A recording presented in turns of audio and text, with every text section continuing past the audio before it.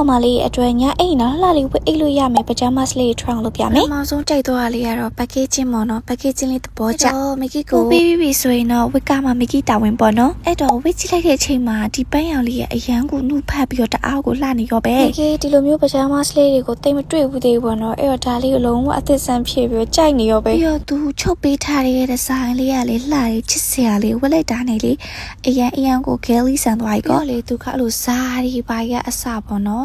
တရုတ်ပကြမ်းမတ်တီပုံစံလုပ်ပေးထားတယ်ဇာလေးဆိုလေထိုင်းကနေပဲတင်သွင်းတော်မို့လို့ဝေးရတာတော်တော်လေးကိုတရှိပြီးတော်လေးနဲ့လှတယ်တကယ်ကိုတရုတ်ကပုံစံနေလို့ဇာကိုပဲအဓိကထားပြီးသုံးပေးထားတာကိုဝေးလိုက်ရင်လည်းအရန်ကြီးချက်ပြီးတော့အဲ့လိုဖြစ်နေရမှာမဟုတ်ပဲねပေါ့ပါနေနဲ့တော်တော်လေးဝက်လို့ကောင်းပါရဲ့မလားညာအဲ့ဒီနောက်မှာအရန်ကို Kelly ဆန်မျိုးအရန်ချစ်စရာကောင်းတဲ့ပုံစံမျိုးနေချင်းတဲ့ကောင်မလေးအတွက်ဆိုရင်တော့ဒီပကြမ်းမတ်တီကတော်တော်လေးအသုံးဝင်မယ်လို့မကြည့်ထင်နဲ့ထင်တာမဟုတ်ကြိုက်ကိုကြိုက်တာပါပြီးတော့ဆိုဘွားရွရွလေးနဲ့အရန်နေလို့လည်းကောင်းတယ်ပြင်သွားရင်တော့ဒီပကြမ်းမတ်နဲ့အပြင်ထွက်လို့အောင်ရရဲကွာအဲ့တော့မကြီးကတော့ဒီကော်တူမွန်ကဆိုတာအရင်ကလည်းမကြီးသိနေပေါ့နော်တွေ့နေရော try အောင်လုပ်ကြည့်နေရတယ်အတော်ပဲပြီးတော့သူဇာလေးလုပ်ပေးထားတာလေးတွေချုပ်ထားတဲ့ပုံစံလေးကြီးကအရန်ကိုမားတော့ဒီဇိုင်းလေးလက်ဆန်းနေလုံးဝတရုတ်ကပကြမ်းမတ်ပုံစံလေးလုပ်ပေးထားတာမို့မကြီးကတော့မကြီးရဲ့တစ်ထည်တော့ရှိတဲ့နေထင်ပါတယ်ဒါလေးကတော့မကြီးနဲ့တော့အလေးတလေးကြီးရဒါပေမဲ့လေညအိတ်ဝတ်တဲ့ခါကျတော့ရှင်လေပေါ့ပါနေဝေးရတာအရန်ကိုဟို Kelly တိုက်ဖြစ်တဲ့အကြောင်းမို့လို့အဲ့လိုမျိုး cute လေးလည်းသွားချင်တယ် Kelly လေးလည်းဖြစ်ချင်တယ်